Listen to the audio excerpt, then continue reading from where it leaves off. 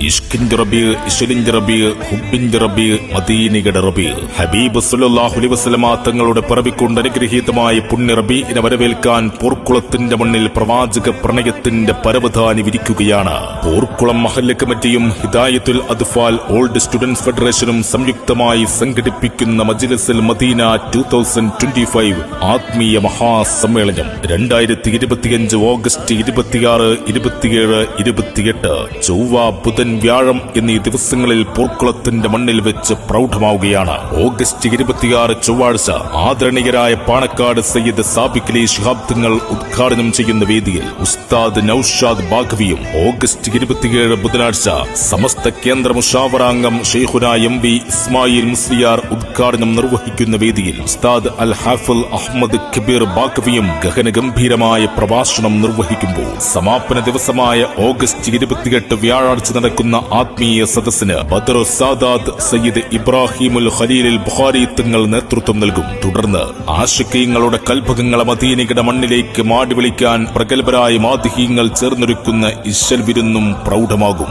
പ്രവാചകാനുരാഗികൾക്ക് ഹുബിന്റെ കൊട്ടാരം തീർത്തുകൊണ്ട് പോർക്കുളത്തിന്റെ മണ്ണിൽ സംഗമിക്കുന്ന മജ്ലിസുൽ മദീന ആത്മീയ മഹാസമ്മേളനം മുഴുവൻ വിശ്വാസി സഹോദരി സഹോദരന്മാരെയും ഹൃദയം തൊട്ട് സ്വാഗതം ചെയ്യുന്നു.